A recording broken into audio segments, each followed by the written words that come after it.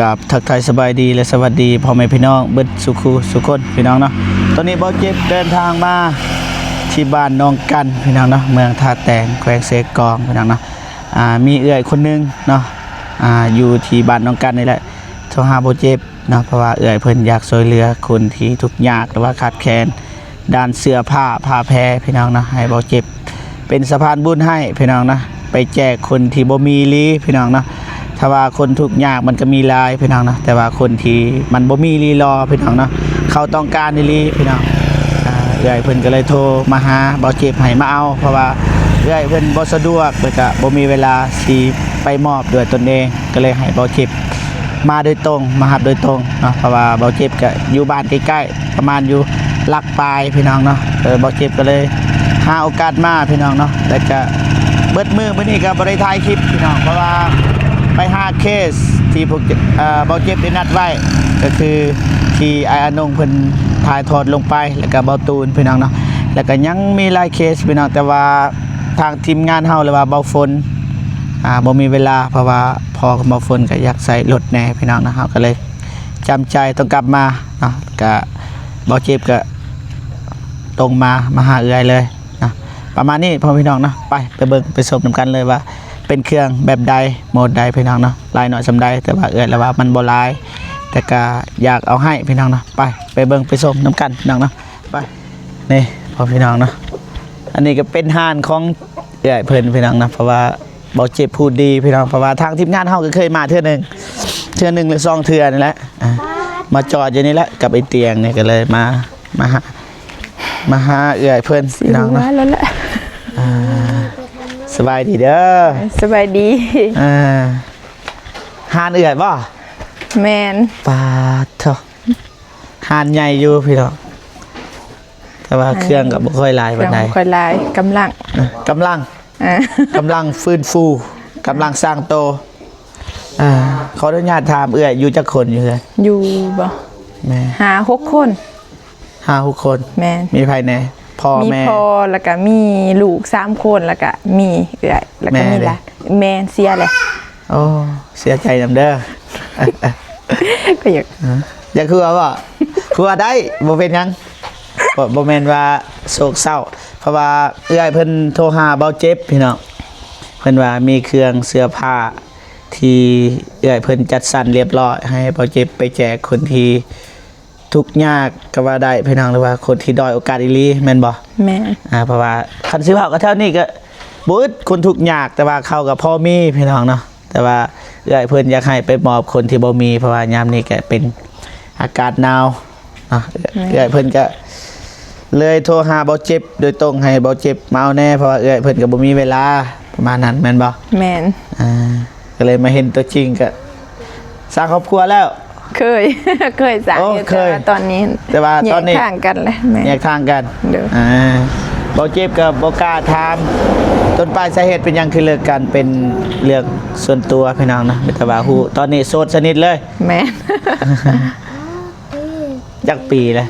4 ปีเลยเด้4 ปีเลิกกันแม่นัก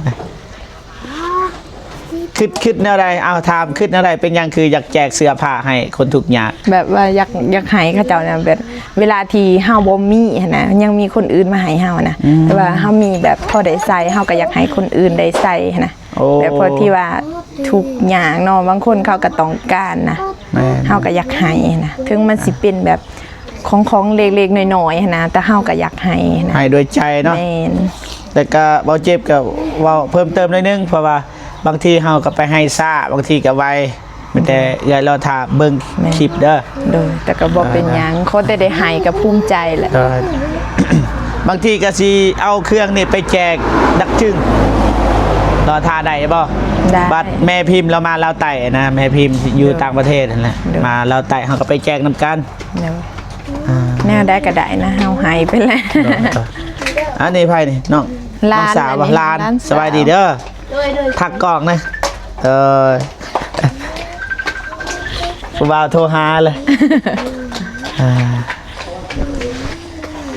ยันซ่านก็อยู่5 คน6 คนลูก3แล้วก็พ่อแล้วก็เฮาแล้วก็หลานในร้าน พ่อแม่เราไปใส่ พ่อแม่เราก็อันนี้แต่ว่าเราบ่อยู่น้ำพ่อน้ำแม่เราอยู่น้ำหาแต่น้อยๆนะ โอ้เอื้อยเลี้ยงเลย แม่น แต่ว่าพ่อแม่ก็ยัง ยัง หักแล้วถือว่าเอื้อยก็เป็นผู้หนึงแบบว่าอยากช่วยเหลือพี่น้องดีใจนำแบบว่ามีจิตใจเมตตาคล้ายๆคือเบาเจ็บนี่แหละบ่มีหยังแต่ว่าอยากให้ แม่ คำว่าอยากให้นี่บ่ได้เกี่ยวคำว่ามีเอามีเล็กน้อยเขาก็ให้เป็นเครื่องแบบใดเสื้อผ้า เป็น บ่ เสื้อผ้าที่เฮาสั่งมาขายนะในบัดนี้หันมันวิทย์มันมอสิวิทย์ยามนานแล้วเฮาก็เก็บไว้นะเพราะว่าคันสิเอาไว้มันก็หลายนะเฮาให้เขาเจ้าแน่แหละเฮาก็เลยเก็บเฮาก็อยากไปทำบุญต่อ พี่น้องเคนนี่ได้ให้บ่ ให้เบิด ให้หลาย หลาย จนบ่ทนแบบว่าเฮาเก็บให้ตลอดนะ แบบเล็กๆเด็กน้อยนำหมู่นี่เฮาก็ให้ตลอด ดีแล้วดีติดทางเลยเฮือนเอ้ยเลยสร้างอาหารจักปีเลย กำลังปีนี้แหละ กำลังปีนี้ แม่น โอ้กำลังซื้อเลย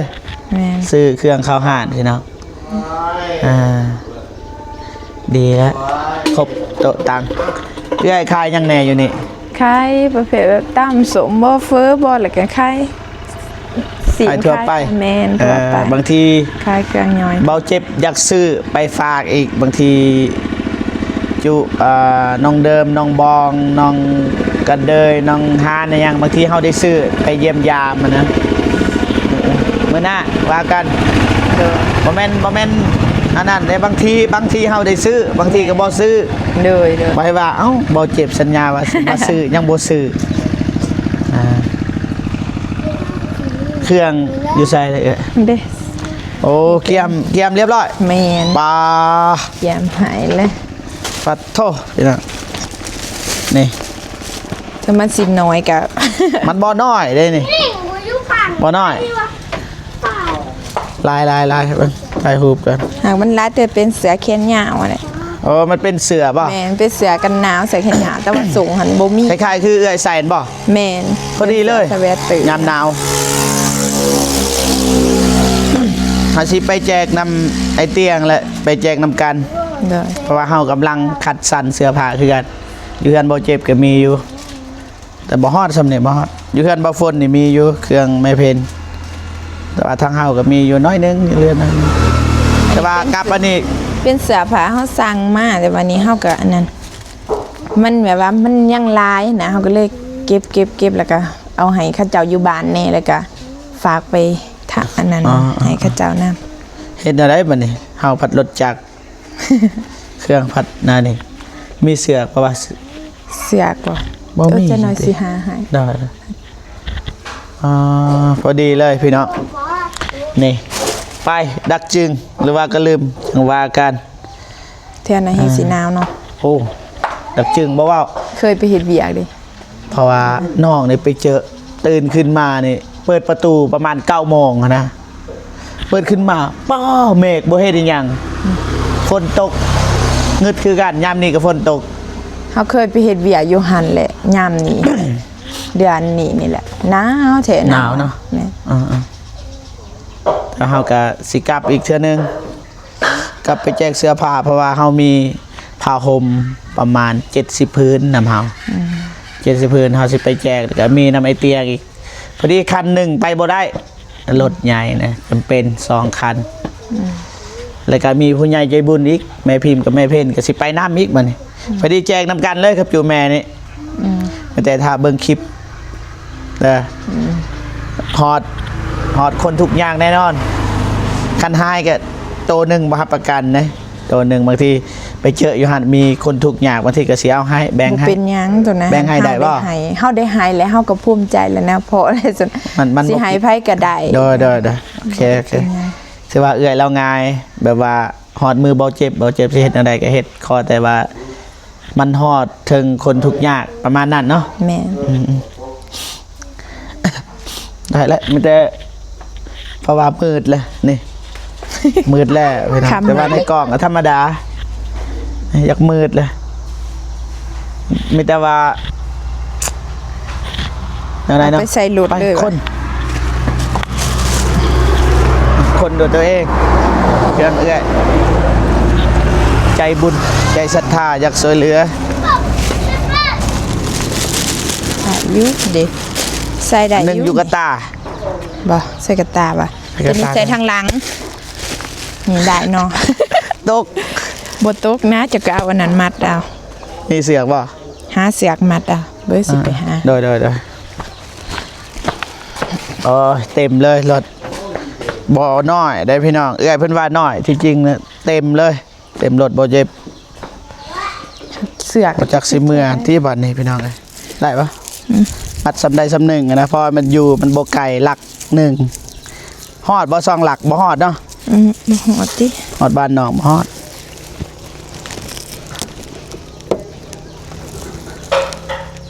มันตกซะแล้วเนาะ ตกก็น่าสิบ่แตกนะเสือผ่าน เสื้อผ้ามันบ่แตกเนาะถ้าบ่ตกนะขอยใส่กาแฟแต่ละเทื่อ แน่นอนเอาอีก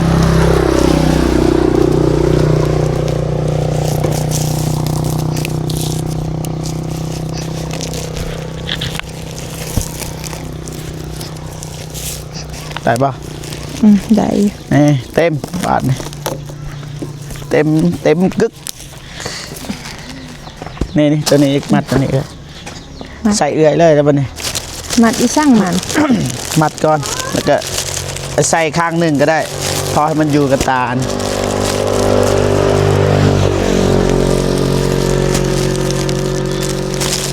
นี่นะใส่แบบนี้นะ แม่นไหม อยู่วะ อยู่ อ่ะ ขับสาได้ ไปบ้านนี่ขอบใจหลายๆเด้อ โดยขอบใจ ขอบใจหลายๆเดี๋ยวเอาสิเมื่อจบคลิปอยู่หันแล้วอยู่บ้านบ่ฮู้ว่าฮอดหรือบ่บางทีก็ลมกลางทางจังว่ากัน ถ้าเบิ่งในคลิปไปบัดนี้ขอบอกขอบใจหลายๆเด้อ โดยขอบใจ ใจหลายๆเด้อมาเฮ็ดบุญนำกันบัดนี้สร้างบุญให้กันรวมกันพี่น้องเอ้ยเดี๋ยวว่ากันไปกลับก่อนเด้อบายบายขอบใจหลายๆเด้อถาเบิ่งเด้อเบาเจ็บสิลมให้เบิ่งตายไปก่อนไปพี่น้องมืดคำมืดตื้อโอ้โหมันสิตกอยู่ใส่บ่เห็นยังเลยพี่น้องเอ้ยบ่เห็นยัง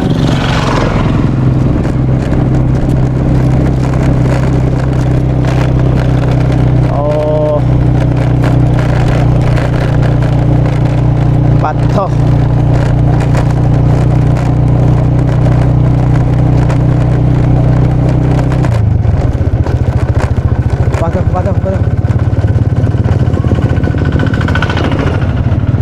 ไป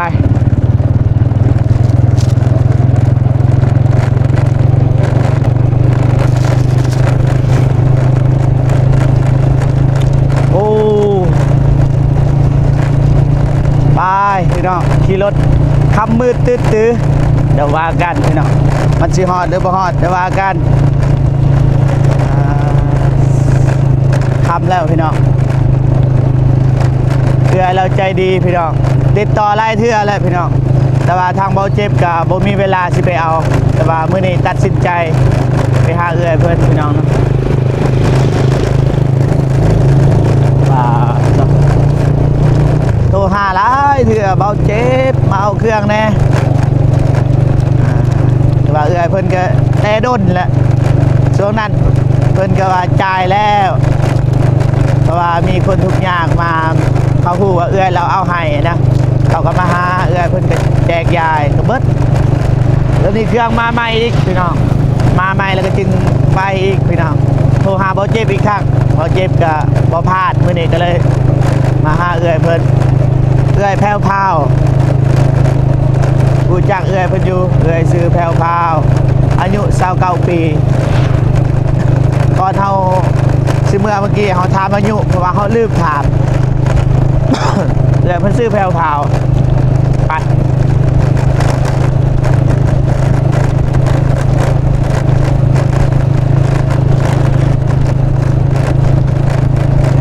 บ่ฮู้ว่าซื้อฮอดเฮือนฮอดซานเลยบ่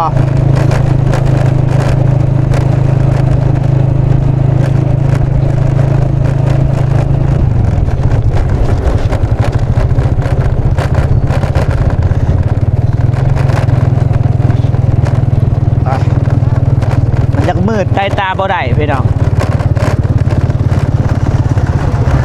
สายตาบ่ได้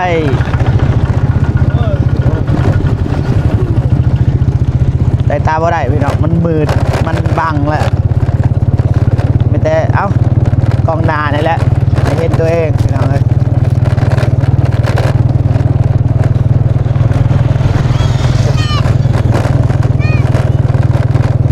ไปเห็นขออนุญาตเด้อพี่น้องเห็นแต่เจ้าของโดยบ่เห็นทางหน้ามันมืดเลยบ่เห็นอันหลังเลยโอเคเบิ่งสิเปิดให้พ่อพี่น้องเห็นทางหน้านี่โอ้เห็นอยู่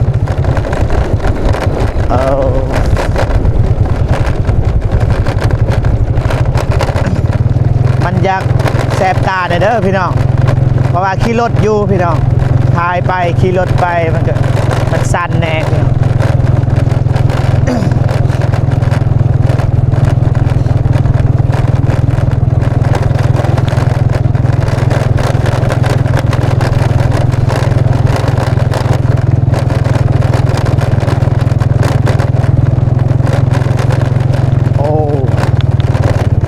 เครื่องตกแล้วพี่น้องมันสั่นลายเลยมืดตึบมาฮอนนี่ตึบก่อนตึบคือปิลีตั้งลังมันสิตกแล้วบ่มีคนจับขอบใจหลายๆเด้อเอื้อยแพรวพาวที่ตั้งใจให้เบาเจ็บเป็นสะพานบุญหรือว่าไว้วางใจเบาเจ็บเป็นสะพานบุญในครั้งนี้เนาะได้ก็ขอให้เอื้อยจงมีแต่ความสุขสุขภาพแข็งแรงเด้อปรารถนาสิ่งใดก็ให้ได้สิ่งนั้นให้โชคให้มานให้ร่ำให้รวยเด้อค้าขายใดให้ลาภให้ลื่นพี่น้องเนาะให้มาเท่านี้ได้กลับคืนมาเป็นร้อยเท่าพันเท่าพี่น้องเลยโอ้สิตกแล้วพี่น้องบ่ฮู้ว่าตกวันใดเดี๋ยวว่ากัน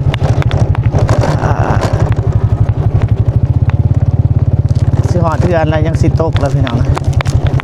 จอดก่อนจอดก่อนโอ้มันอยากตกเลยทางหลังพี่น้อง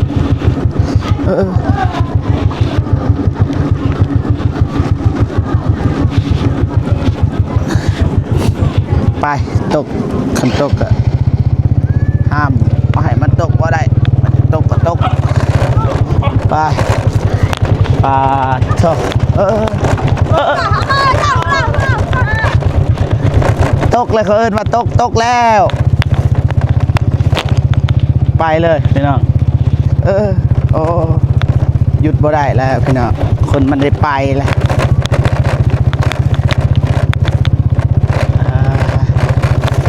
จะอดเทือนละอดทนก่อนอย่าฟ้าวขาดเลยเสือกเอ้ย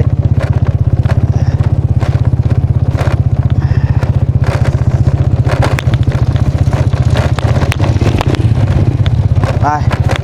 อดเทือนอดสานแล้ววันนี้เทือนอดสานแล้ว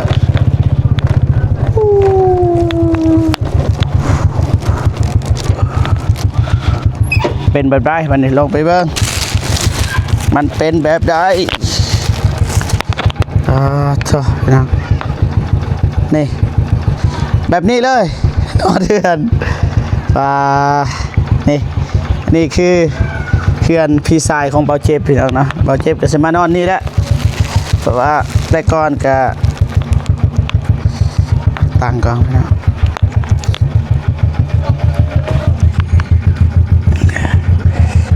แต่ก่อนก็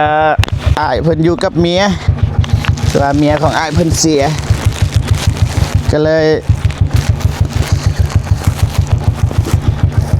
อยู่คนเดียวเพราะว่าอ้ายเพิ่นบ่มีลูกเด้พอเจ็บก็เลยมาอยู่เป็นหมู่มาเกะกะอ้ายเพิ่นมามุดมัดเกะกะมุดมัดอ้ายแล้วว่าบ่เป็นหยังเพราะว่าบ่เจ็บก็มันน่าจะสิกำลังว่าสิสร้างเรือนคือกัน บ่ฮู้ว่าสิสร้างเรือนหมดใดบ่ฮู้ว่ามันสิแล้วจักปีนะแต่เฮาก็พยายามอยู่มีเงินเดือน ออกมายามใดเอาก็สิเฮ็ดทีละน้อย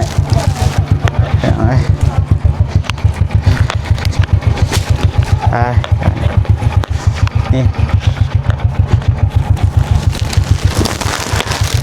3กระสอบพี่น้องอันนี้ได้บ่มีคนจับกล้องให้พี่น้อง